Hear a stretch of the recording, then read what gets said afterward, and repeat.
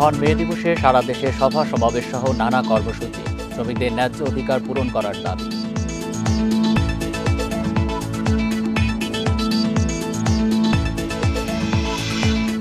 টেকনাফের নাব নদী থেকে 4 জেলেকে অপহরণ করেছে আরাকান আর্মি, উদ্ধারের কথা জানিয়েছেন ইউএনও।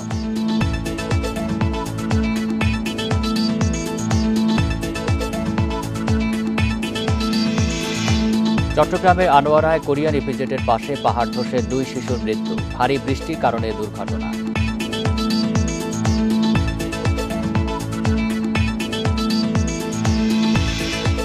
মাদারীপুরে নদীতে ফেলে দেওয়া প্রতিবন্ধী শিশুর খোঁজ মেলেনি এখনো, অভাবের কারণে এই ঘটনা, দাবি অভিযুক্ত মায়ের।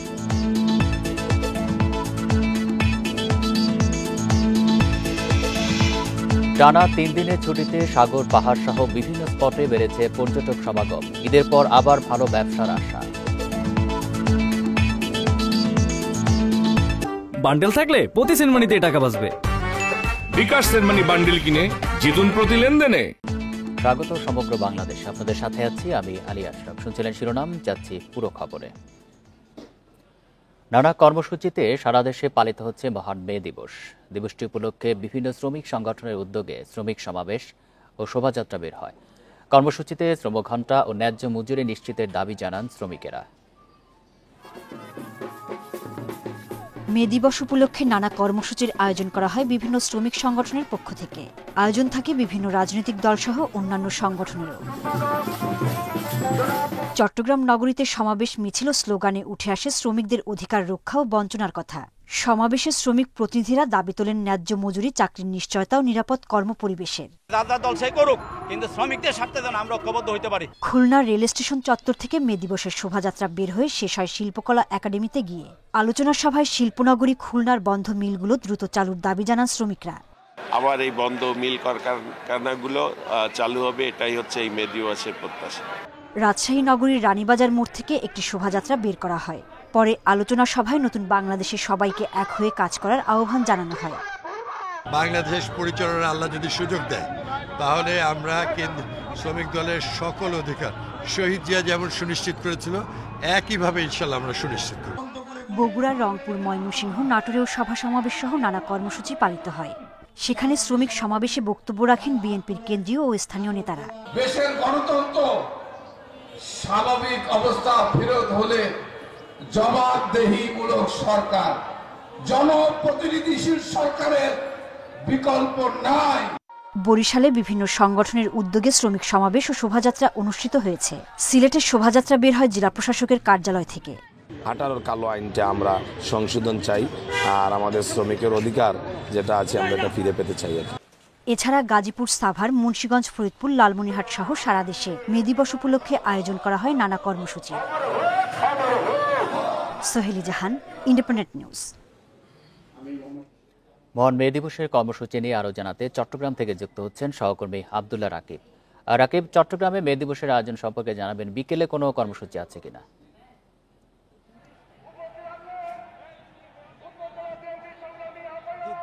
নানা কর্মসূচির পরেও এখন হচ্ছে রাজনৈতিক দলের শ্রমিক দিবস উপলক্ষে, মে দিবস উপলক্ষে যে কর্মসূচি, সেটির একটি কর্মসূচি চলছে। বিএনপি জাতীয়তাবাদী শ্রমিক দলের পক্ষ থেকে এই কর্মসূচি নেওয়া হয়েছে, জনসভা, শ্রমিক সমাবেশ।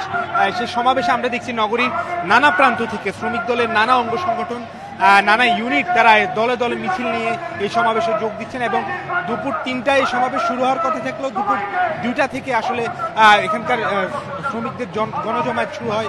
এবং আমরা দেখেছি নানা শ্রেণী পেশার যারা শ্রমিকরা রয়েছে, যারা জাতীয়তাবাদী বিএনপির সমর্থক হিসেবে পরিচিত, তারা এই সমাবেশে যোগ দিচ্ছেন। আমরা দেখেছি নির্মাণ শ্রমিক, মোটরযান শ্রমিক, বাস শ্রমিক থেকে শুরু করে যারা আসবাবপত্র তৈরি করে থাকেন, তারা ডেকোরেটরসের সাথে যারা যুক্ত, তারা এমনকি আমরা দেখেছি পোশাক কারখানার যে শ্রমিকরা আছেন, তারাও বিএনপির এই সমাবেশে যোগ দিয়েছেন। শ্রমিক দলের এই সমাবেশে প্রধান অতিথি হিসেবে বক্তব্য রাখার কথা রয়েছে বিএনপি স্থায়ী কমিটির সদস্য আমির খসরু মাহমুদ চৌধুরী। যারা সমাবেশে আসছেন তারা যেটি বলছেন যে স্বৈরাচার মুক্ত পরিবেশে প্রথমবারের মতো শ্রমিক সমাবেশ, যে মে দিবসের কর্মসূচি, তারা সেটি পালন করছেন এবং তারা খুব আনন্দঘন পরিবেশে শ্রমিকদের যে অধিকার আদায়ের আন্দোলন, যেটি দীর্ঘ সময় গত সরকারের আমলগুলোতে দাবি পূরণ হয়নি তারা বলছেন, এবং সেই দাবি দাওয়া পূরণ করার জন্য আসলে তারা আজকে সমাবেশ থেকে ডাক দিয়েছেন এবং তারা বলছেন যে সমাবেশ থেকে তারা সরকারের প্রতি বিশেষ কিছু দাবি দিবেন, যে শ্রমিকদের যে কর্মঘণ্টা, বিশেষ করে কর্মঘণ্টার যে অধিকার এবং তাদের যে ন্যায্য মজুরি, এবং একই সাথে এই অন্তর্বর্তী সরকার যে সংস্কার কমিশনের যে সুপারিশ, সেই সুপারিশমালা যাতে দ্রুত বাস্তবায়ন হয় এবং শ্রমিকদের যে অধিকার, সেই অধিকার লড়াইয়ে বিএনপি বা জাতীয়তাবাদী দল সবসময় যে শ্রমিকদের পাশে থাকা সে অঙ্গীকার ব্যক্ত করার জন্য আজকের এই সমাবেশ বলছেন এখানকার আয়োজকরা। আমরা দেখছি বিএনপির পতাকা নিয়ে, বিএনপির বিভিন্ন স্লোগানে মুখরিত করে তারা এই সমাবেশে যোগ দিচ্ছেন এবং নানা বয়সী শ্রমিকরা, এবং পাশাপাশি আমরা দেখছি বিএনপির অঙ্গ সংগঠনের অন্যান্য নেতাকর্মীরাও ইতিমধ্যে এখানে মঞ্চে এসেছেন এবং তারা বক্তব্য রাখছেন শ্রমিকদের উদ্দেশ্যে, এবং তারা বারবার যেটি বলছেন যে শ্রমিকদের লড়াই সংগ্রামের আন্দোলনে জাতীয়তাবাদী শ্রমিক দল যে শুরু থেকে ছিল তারা সবসময় শ্রমিকদের পাশে থেকে শ্রমিকদের অধিকার আদায়ের সংগ্রামে আগামীতেও পাশে থাকবে সেই অঙ্গীকার ব্যক্ত করছেন। আমরা দেখি এখানকার আজকে যিনি প্রধান অতিথি আমির খসরু মাহবুব, তিনি এখনো মঞ্চে আসেননি, তিনি হয়তো একটু পরে যোগ দিবেন এবং শ্রমিকদের উদ্দেশ্যে যে দিক নির্দেশনামূলক বক্তব্য এবং সরকারের প্রতি শ্রমিকদের অধিকার আদায়ের যে বক্তব্য সেটি হয়তো তিনি এখান থেকে ঘোষণা করবেন। চট্টগ্রাম থেকে জানাচ্ছেন সহকর্মী আব্দুল্লাহ রাকিব। শ্রমিক সংগ্রামের 139 বছর পেরিয়ে গেলেও এখনো পুরোপুরি নিশ্চিত হয়নি তাদের অধিকার ও নিরাপত্তা। শ্রমিক নেতারা বলছেন সরকার ও মালিক পক্ষের আন্তরিকতার অভাবে অধিকার বঞ্চিত তারা। শ্রম সংস্কার কমিশনের 18 দফার সুপারিশ কার্যকর হলে সুফল মিলবে বলে মনে করেন অর্থনীতিবিদরা। উন্নয়ন, উৎপাদন এবং অর্থনৈতিক বিকাশে শ্রমিক শ্রেণীর অবদান অপরিসীম, অথচ তারা বরাবরই উপেক্ষিত এবং বঞ্চিত। মালিকের শোষণ থেকে বাঁচতে এবং অধিকার আদায়ে শ্রমিকরা এখনও রাজপথে জানান দিয়ে যাচ্ছেন নিজেদের শক্ত অবস্থান। শ্রমিকের অধিকার আদায়ে দেশের শিল্প খাতে ট্রেড ইউনিয়নের গুরুত্ব থাকলেও নানা বিধিনিষেধে বাস্তবে তা কার্যকর নয়। তবে তা শিথিল করা নিয়ে দীর্ঘদিন ধরে দেশি বিদেশি চাপ রয়েছে। ট্রেড ইউনিয়ন নিবন্ধনে হয়রানি বন্ধে মোট শ্রমিকের আনুপাতিক শর্ত শিথিলে জোর দিয়েছে শ্রম সংস্কার কমিশন। রাষ্ট্র যদি তার নিরপেক্ষ জায়গায় না যেতে পারে তাহলে পরে এই বিষয়টির পরিবর্তন হবে বলে আমরা মনে করি না। শ্রম আইনে বলা থাকলেও এখনও পেশাগত অসুস্থতায় শ্রমজীবী মানুষের স্বাস্থ্যসেবা নিশ্চিত হয়নি বলে অভিযোগ শ্রমিক নেতাদের। তাদের মতে রাষ্ট্রের ব্যবস্থাপনায় এ খাতে শ্রমিকদের ব্যয় মালিককেই নিশ্চিত করতে হবে।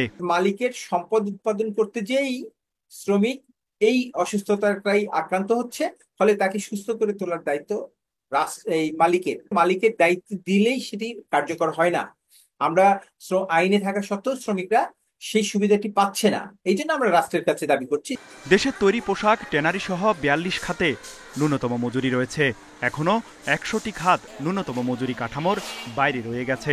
বিশ্লেষকরা বলছেন রাষ্ট্র নিরপেক্ষ জায়গায় যেতে না পারলে শ্রমিকের অধিকার বাস্তবায়ন সম্ভব নয়। মজুরি সংক্রান্ত সুপারিশগুলো বাস্তবায়ন করে একটি জাতীয় মজুরি বাস্তবায়নের দিকে যদি ধীরে ধীরে এগোয়, তাহলে ভবিষ্যতে আমরা মনে করি যে শ্রমিকদের জন্য জীবনমান সম্পন্ন একটি মজুরি পাওয়ার সুযোগ তৈরি হবে। শ্রমিক অধিকার নিশ্চিতে সম্প্রতি অন্তর্ভুক্তিমূলক উন্নয়ন, শ্রমিক আবাসন তহবিল, মূল্যস্ফীতির ভিত্তিতে মজুরি বৃদ্ধি সহ 25টি সুপারিশ অন্তর্বর্তী সরকারকে জমা দিয়েছে শ্রম সংস্কার কমিশন। তৌহিদ রানা, ইন্ডিপেন্ডেন্ট নিউজ, ঢাকা। কর্মক্ষেত্রে নানা সংকটে জর্জরিত মৌলভীবাজারে চা বাগানের শ্রমিকরা। স্বাস্থ্যসেবা, আবাসন, শিক্ষা ও ন্যায্য মজুরিতে রয়েছে সীমাহীন ঘাটতি। বাগানের কর্মস্থলে শ্রমিকদের জন্য নেই শৌচাগার সহ বিশুদ্ধ পানি কিংবা বিশ্রামাগার। দীর্ঘদিন বাগানে বসবাস করলেও ভূমির মালিকানা থেকে বঞ্চিত চা শ্রমিকেরা। ছবির মতোই সুন্দর মৌলভীবাজারের বিস্তীর্ণ চা বাগান। প্রায় 1 লাখ শ্রমিক প্রতিদিন হাড়ভাঙা পরিশ্রম করেন এসব বাগানে। তবে তাদের জীবন মানেই দারিদ্র্য, কষ্ট আর সীমাহীন চাহিদার হিসাব না মেলার গল্প। আর্থিক টানাপোড়েন, বাসস্থানের দুরবস্থা, শিক্ষা ও স্বাস্থ্য সুবিধার অভাব নিত্যসঙ্গী। প্রায় বাগানেই কর্মস্থলে শ্রমিকদের নেই শৌচাগার সহ বিশুদ্ধ পানি কিংবা বিশ্রামাগার। আটার দাম 1 কেজি 40 টাকা, 1 কেজি চাউলের দাম 60 টাকা। আমরা কি দিয়া খাইমু? এটা ঘর না, একটা বাড়ি না, মাত্র একটা আছে ঢালাই ঘর আর একটা ঢালাই ঘর আছে 10 লোক। আমরা অসুবিধা হয়, খানি পানির অসুবিধা হয়, কাপড় লাতা, বাচ্চা কাচ্চা পড়ানি অসুবিধা হয়, সব কথার মাঝে আমরা অসুবিধা। 200 বছর ধরে বাগানে বসবাস করলেও ভূমির মালিকানা থেকে বঞ্চিত চা শ্রমিকরা। অভিযোগ আছে মালিক শ্রমিক দ্বিপাক্ষিক চুক্তি হলেও অনেক বাগান সময় মতো দিচ্ছে না মজুরি। আইন এবং চুক্তিতে যেগুলা আছে মালিক পক্ষ সেগুলো কিন্তু বাস্তবায়ন করতেছে না। সেটা আমরা অনুরোধ জানাচ্ছি যে মালিক পক্ষ যাতে সেই দাবিগুলো, তাদের যে প্রাপ্যগুলো তারা যত অতি সত্বর এগুলো বাস্তবায়ন করে। চা শ্রমিকদের অধিকার নিশ্চিতে বারবার দাবি উঠলেও মাঠের বাস্তবায়ন খুবই ধীর। অথচ এই জনগোষ্ঠী দেশের অর্থনীতিতে গুরুত্বপূর্ণ অবদান রাখছে যুগ যুগ ধরে। মৌলভীবাজার জেলা মূলত চা শ্রমিক অধ্যুষিত এলাকা এবং এই চা শ্রমিকের একটি বৃহৎ অংশ নারী শ্রমিক রয়েছে। এখানে নারী শ্রমিকদের অধিকার ভোগ করছে এবং সরকার, মালিক, শ্রমিক, নেতৃবৃন্দ সকলে মিলিয়ে এই শিল্পটাকে এগিয়ে নেওয়ার জন্য কাজ করছে। মৌলভীবাজারে ছোট বড় 120টি চা বাগানে কাজ করেন প্রায় 1 লাখ শ্রমিক। Independent news. দগ্ধদের শরীর 34 থেকে 53% পুড়ে গেছে। সবারই শ্বাসনালী পুড়ে যাওয়ায় অবস্থা আশঙ্কাজনক। স্বজনরা জানান, সকালে মিলের ভেতরে কার্যক্রম ঘুরে দেখছিলেন সবাই। এ সময় হঠাৎ বিস্ফোরণ হয়। এতে কারখানার ভেতরে আগুন ধরে এবং দেয়াল ধসে পড়ে। দগ্ধ হন 3 জন। তাদের উদ্ধার করে হাসপাতালে নেওয়া হয়েছে।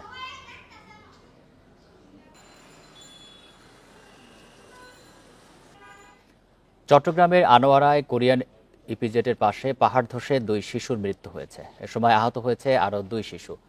সকালে উপজেলার বৈরাক ইউনিয়নের 8 নম্বর ওয়ার্ডে এই ঘটনা ঘটে। প্রত্যক্ষদর্শীরা জানান, ভোরে এলাকায় বৃষ্টি হলেও সকাল থেকে আবহাওয়া স্বাভাবিক ছিল। সকালে শিশুরা ওই এলাকায় খেলতে যায়।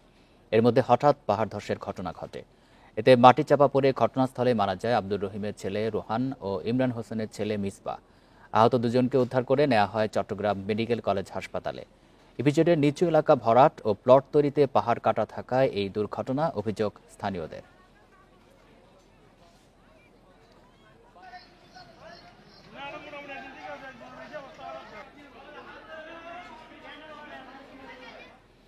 মাদারীপুরের শিবচরে নদীতে ফেলে দেওয়া প্রতিবন্ধী শিশুটির এখনও খোঁজ মেলেনি। এই ঘটনায় অভিযুক্ত মাকে থানা হেফাজতে নেওয়া হয়েছে। গতকাল সন্ধ্যায় উপজেলার দত্তপাড়া এলাকায় সেতু থেকে শিশুটিকে ফেলে দেন তার মা। প্রত্যক্ষদর্শীরা জানান, বুধবার বিকেল থেকেই এক মেয়ে ও প্রতিবন্ধী ছেলেটিকে নিয়ে আরিয়াল খান নদের সেতুর রেলিংয়ে বসেছিলেন ওই নারী। এ সময় স্থানীয়রা সাহায্য করতে গেলে রাগারাগিও করেন তিনি।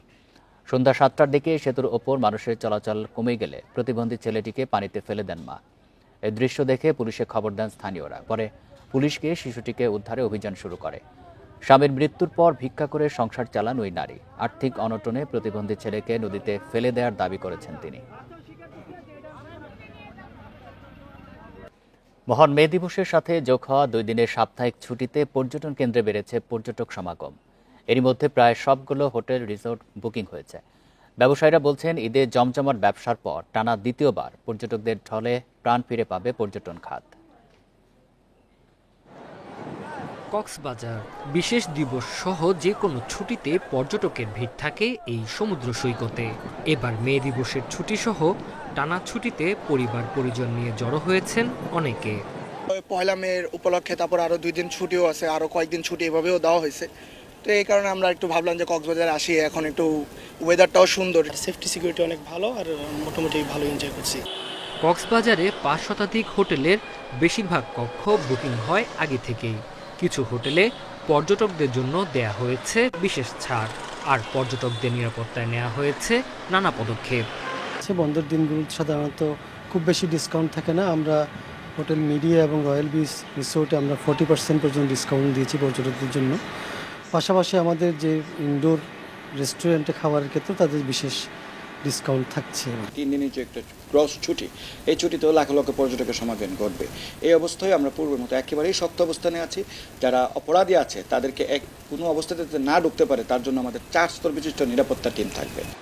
সবুজ পাহাড়, চা বাগান আর অনিন্দ্য প্রাকৃতিক সৌন্দর্যে ভরা মৌলভীবাজারের পর্যটন কেন্দ্রগুলো মুখর ভ্রমণপ্রেমীদের পদচারণায়। গত ঈদেও আমরা মোটামুটি পর্যটকদের সাড়া পেয়েছি। তারপর থেকে একটু পর্যটকদের সমাগম কম হয়েছে। আশা করতেছি আগামী 3 দিনের ছুটি আছে, সেখানে ভালো পর্যটকদের সমাগম হবে। ব্যবসায়ীরা বলছেন, ঈদে জমজমাট ব্যবসার পর দ্বিতীয়বার পর্যটক সমাগমে প্রাণ ফিরে পেয়েছে পর্যটন খাত। পর্যটন শিল্পে সংশ্লিষ্ট ব্যবসায়ীদের ঘুরে দাঁড়ানোর যে প্রচেষ্টা অনেকাংশেই কিন্তু সাফল্য পেয়েছে বলে আমরা মনে করি। শ্রীমঙ্গল উপজেলায় এবং মৌলভীবাজার জেলায় অসংখ্য হোটেল রিসোর্টে পর্যটকরা আসবেন এবং রিসোর্টগুলোতে ইতিমধ্যে শতভাগ বুকিং হয়েছে। টানা 3 দিনের ছুটিতে মাধবকুণ্ড ঝর্ণা, লাউয়াছড়া জাতীয় উদ্যান সহ 50টি দর্শনীয় স্থানে ব্যাপক পর্যটকের সমাগমে আশা করছেন ব্যবসায়ীরা। Tanzil Hasnat, independent news. পর্যটক সমাগমের আরো খবর জানাতে এবার খাগড়াছড়ি থেকে যুক্ত হচ্ছেন সহকর্মী সমীর মল্লিক। সমীর, 3 দিনের ছুটিতে খাগড়াছড়িতে পর্যটক সমাগম কতটা বেড়েছে, আর রিসোর্ট ভাড়া এবং যাতায়াত নিয়ে তাদের কোনো অভিযোগ রয়েছে কিনা? দেখুন, 3 দিনের বন্ধ মানেই হচ্ছে আসলে এখানে পর্যটক সমাগম বাড়ে। বিশেষ করে শুক্র শনিবারে আমরা দেখেছি প্রতিবারে খাগড়াছড়িতে যে পর্যটক সমাগম সেটা বাড়ে। সেটার সাথে যেহেতু এটি সরকারি ছুটি, আজকে সারা দেশে 1 মে ছুটি চলছে, সেক্ষেত্রে আমরা দেখছি যে আসলে খাগড়াছড়িতে পর্যটকদের সমাগম অন্য যে কোনো সাধারণ সময়ের তুলনায় অনেক বেশি রয়েছে। আপনি জানেন কিছুদিন আগে বৈশাখ উৎসব হয়েছে, এর আগে ঈদের ছুটি ছিল। অর্থাৎ বলা যায় যে এই যে টানা একটি বন্ধ, এটির কারণে কিন্তু এখানকার পর্যটন যে অর্থনীতি সেটা অনেক বেশি সমৃদ্ধ হয়েছে। আমরা দেখছি রুক্ষতার সময় পেরিয়ে পাহাড় কিন্তু এখন খুব দ্রুত কিন্তু সবুজ হচ্ছে। পাহাড়ের এখন এই সময়ে যে প্রাকৃতিক সৌন্দর্য, এটা দেখার জন্য কিন্তু পর্যটকরা ছুটে আসে। বিশেষ করে সবুজ পাহাড়ের সাথে সাথে পাহাড়ে কিন্তু এই সময়ে প্রচুর পরিমাণে বিভিন্ন ধরনের ফুল ফুটেছে, অর্থাৎ সোনালু, কৃষ্ণচূড়া, লাল সোনালী, নানা ধরনের ফুল ফুটেছে। অর্থাৎ এখানকার যে পর্যটন কেন্দ্রগুলো রয়েছে সেগুলো কিন্তু আরো বেশি আকর্ষণীয় হয়ে উঠেছে। তো এই সৌন্দর্যটা উপভোগ করার জন্য কিন্তু আমরা দেখছি খাগড়াছড়ি যে সমস্ত পর্যটন কেন্দ্রগুলো হচ্ছে আলুটিলা, রিসাং ঝর্ণা, জেলা পরিষদ পার্ক এবং এখানকার যে মায়াবিনী লেক সহ অন্যান্য যে পর্যটন কেন্দ্রগুলো রয়েছে, সেখানে কিন্তু পর্যটকদের যে সমাগম সেটা অন্য যে কোনো সময় তুলনায় বেড়েছে। পাশাপাশি খাগড়াছড়ির পাশাপাশি এখানকার যে সমস্ত পর্যটকরা ভ্রমণ করে তাদের অন্যতম কিন্তু গন্তব্য থাকে, সেটা হচ্ছে সাজেক ভ্যালি। আমরা সাজেকেও খবর নিয়েছি, সেখানেও কিন্তু বেশিরভাগ রিসোর্ট, কটেজ, হোটেল যা রয়েছে সেগুলো কিন্তু বুকিং হয়ে গেছে।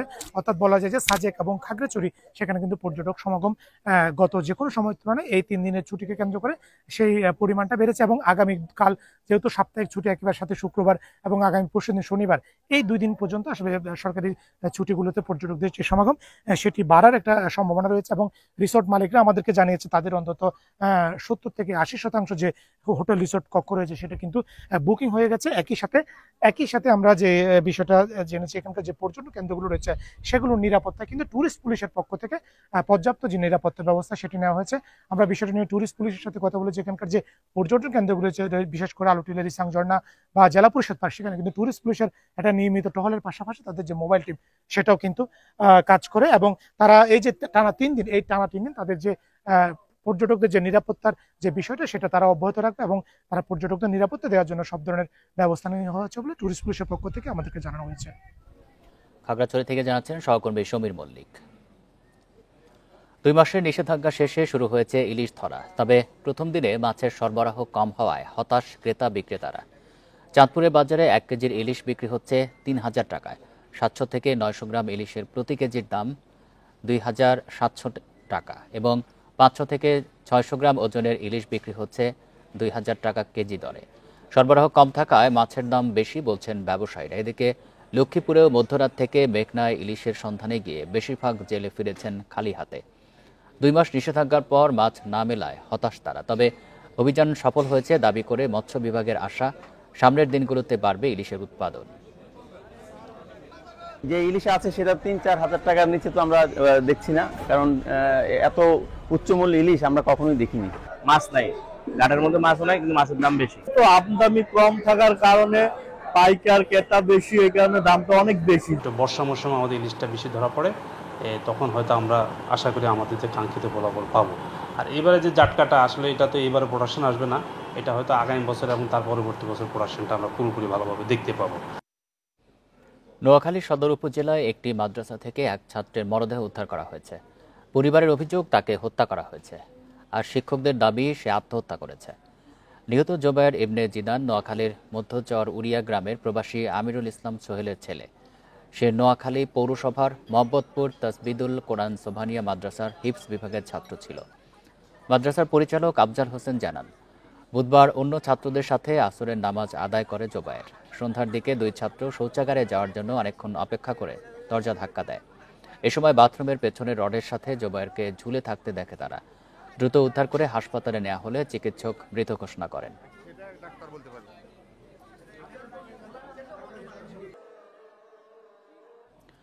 বিএনপির সমাবেশে মির্জা ফখরুল ইসলাম বক্তব্য রাখবেন, আমরা আবারও সেখানে ফিরবো, তার আগে সংবাদ জানিয়ে দিচ্ছি। তীব্র গরমে মানুষের পাশাপাশি হাঁসফাঁস করছে চিড়িয়াখানার পশু পাখিও। বাঘ, সিংহ সহ অন্যান্য প্রাণীর আচরণে এসেছে পরিবর্তন। খাঁচায় বন্দি এসব প্রাণীকে সুস্থ রাখতে ভিটামিন সি সমৃদ্ধ খাবার সরবরাহের উদ্যোগ নিয়েছে চট্টগ্রাম চিড়িয়াখানা কর্তৃপক্ষ। সেই সাথে পর্যবেক্ষণে রাখা হচ্ছে বলেও দাবি তাদের। খাঁচার ভেতর তর্জন গর্জন নেই রয়্যাল বেঙ্গল টাইগারের। তীব্র গরমে হাঁসফাঁস করছে বাঘ। ক্লান্ত হয়ে ঝিমিয়ে সময় কাটাচ্ছে তারা। কেউ আবার চৌবাচ্চার পানিতে গা ভিজিয়ে খুঁজছে স্বস্তি। গরমে অতিষ্ঠ জলহস্তি আর কুমিরও। একই দশা জেব্রা, হরিণ, ঘোড়া, ভাল্লুক, ক্যাঙ্গারু, শকুন, চিলসহ ছোট বড় সব পশু পাখির। এরই মাঝে শিশুদের নিয়ে চিড়িয়াখানায় এসেছেন অনেক দর্শনার্থী। চিড়িয়াখানাটা খুব ভালো একটা স্পট, কারণ এটা খুব নতুন করে সাজানো হয়েছে এবং এটা খুব কালারফুল, ছায়া ঘেরা এবং বাচ্চাদের জন্য এটা পারফেক্ট প্লেস। বাচ্চারা এখানে সে এনজয় করতেছে, মানে এই পশু পাখি দেখে, এই জন্য আমরা আসছি। বৃষ্টির অভাবে গরম বেড়ে যাওয়ায় চিড়িয়াখানায় পশু পাখিদের আচরণে দেখা দিয়েছে ভিন্নতা, বলছেন কর্মকর্তারা। প্রচণ্ড গরম, স্বাভাবিক তারা মুভমেন্টটা তাদের একটু কম, খাওয়া দাওয়া একটু কম, এবং তারা ছায়া এবং পানিতে থাকার বেশি করতেছে। তো সামনে বৃষ্টি হলে আশা করি যে এই ধরনের যে বিরূপ এনভায়রনমেন্টটা এটা চলে যাবে। চিড়িয়াখানায় প্রাণীগুলোকে সুস্থ রাখতে প্রতিদিন চৌবাচ্চার পানি পরিবর্তন করা হচ্ছে। খাবারে ভিটামিন সির পরিমাণ বাড়ানো হয়েছে বলে জানান ভেটেরিনারি চিকিৎসক। আমরা প্রতিদিন তাদেরকে ইলেকট্রোলাইট, ভিটামিন সি এবং পানি স্প্রে করতেছি তাদের গায়ে, এবং সারাদিনে কয়েকবার তাদের যে পানি, গোসলের পানি, সেটা আমরা চেঞ্জ করে দিচ্ছি। যদি কোনো অ্যানিম্যাল যদি একটু দুর্বল বা মনে হয়, তাদেরকে আমরা স্পেশাল যে যত্ন সেটা আমরা নিচ্ছি। চট্টগ্রাম চিড়িয়াখানায় বর্তমানে 66 প্রজাতির 520টি প্রাণী রয়েছে। এর মধ্যে 18টি বাঘ ও 2টি সিংহ। Asad Riton, Independent News, Chattogram. মহান মে দিবস উপলক্ষে শ্রমিক সমাবেশে বক্তব্য রাখছেন মির্জা ফখরুল ইসলাম আলমগীর। আমরা সরাসরি সেখানে চলে যাচ্ছি। দাবি সংস্কার আমাদের সন্তান, এবং এই জন্যই আমাদের নেতা, আমাদের ভারপ্রাপ্ত চেয়ারম্যান তারেক রহমান সাহেব সবচেয়ে খারাপ সময়ে যখন আওয়ামী লীগের ফ্যাসিবাদ চেপে বসেছে এই দেশের মানুষের উপরে, তখনই রাষ্ট্র পরিবর্তনের কথা চিন্তা করে, কাঠামো পরিবর্তনের কথা চিন্তা করে তিনি 31 দফা দিয়েছিলেন।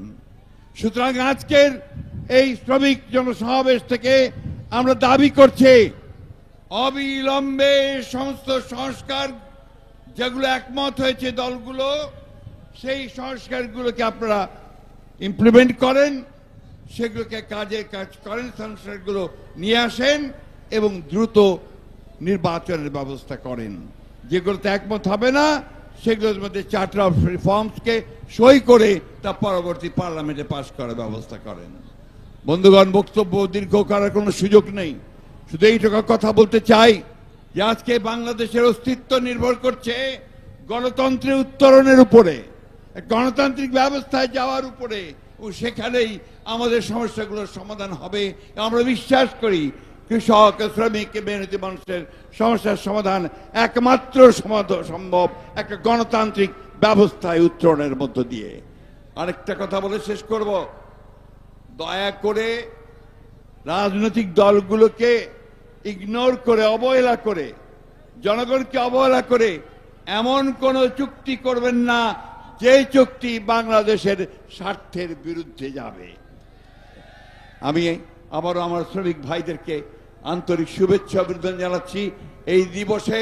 সেই সঙ্গে যে স্লোগানটি এই দিনের সবচেয়ে বড় স্লোগান, সমস্ত দুনিয়ার শ্রমিকদেরকে এক করে, সেই স্লোগান দিয়ে শেষ করতে চাই, দুনিয়ার মজদুর, দুনিয়ার মজদুর।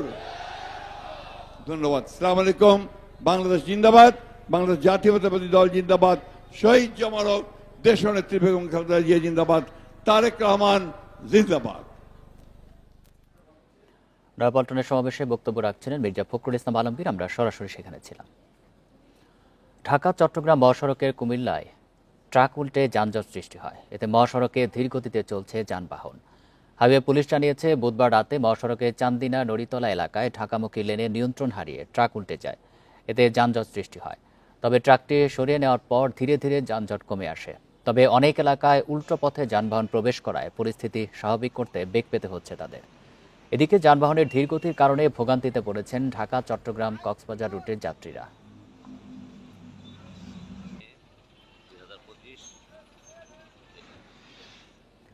কুষ্টিয়ার দৌলতপুরে পল্লী বিদ্যুতের সাবস্টেশনে চুরি করতে গিয়ে বিদ্যুৎ স্পর্শে একজনের মৃত্যু হয়েছে।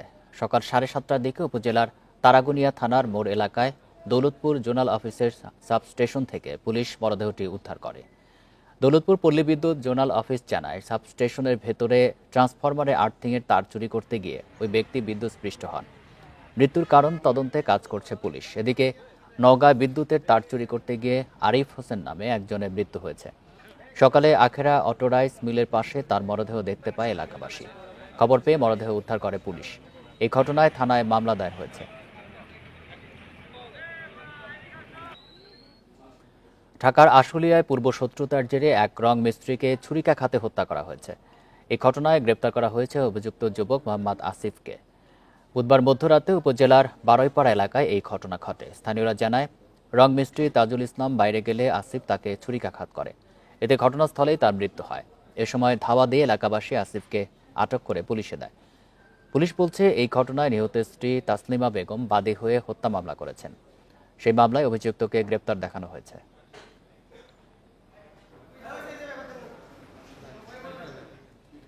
চাঁদপুরে কচুয়ায় এক গৃহবধূকে ধর্ষণের অভিযোগ উঠেছে। এই ঘটনায় 2 যুবককে গ্রেপ্তার করেছে পুলিশ। ভুক্তভোগী জানায়, 17 এপ্রিল সন্ধ্যায় তার ছেলেকে খুঁজতে যান তিনি। এক পর্যায়ে তিনি পরিত্যক্ত একটি বসতঘরে প্রবেশ করেন। এ সময় তাকে একা পেয়ে বখাটের যুবক সুমন মিয়া ও মোহাম্মদ মোহসিন জোরপূর্বক তাকে ধর্ষণ করে। পরে অভিযোগের ভিত্তিতে অভিযুক্ত 2 যুবককে আটক করে পুলিশ। সকালে নারী ও শিশু নির্যাতন দমন আইনে মামলা হলে আসামিদের গ্রেপ্তার দেখানো হয়েছে।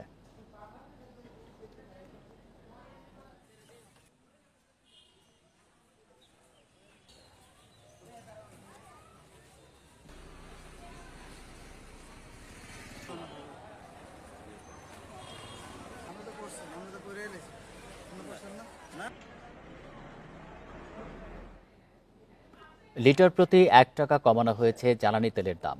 এখন থেকে ডিজেল ও কেরোসিন প্রতি লিটার 104 টাকা, অকটেন 125 টাকা এবং পেট্রোল 121 টাকায় পাওয়া যাবে। আজ থেকে কার্যকর নতুন দাম। বুধবার সন্ধ্যায় জ্বালানি ও খনিজ সম্পদ বিভাগ এই বিষয়ে প্রজ্ঞাপন জারি করে। এর আগে 1 ফেব্রুয়ারি প্রতি লিটার ডিজেল ও কেরোসিনের দাম 104 টাকা থেকে 1 টাকা বাড়িয়ে 105 টাকা নির্ধারণ করা হয়েছিল। 1 টাকা বাড়িয়ে প্রতি লিটার অকটেন 126 টাকা এবং পেট্রোল 122 টাকা নির্ধারণ করেছিল সরকার। পরের 2 মাস তেলের দাম ছিল অপরিবর্তিত। বিশ্ববাজারের সাথে সামঞ্জস্য রেখে গত বছরের মার্চ থেকে জ্বালানি তেলের স্বয়ংক্রিয় মূল্য নির্ধারণ করছে সরকার।